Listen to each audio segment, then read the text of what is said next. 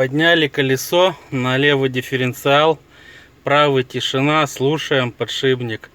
Поддомкратили колесо. Поставили драйв.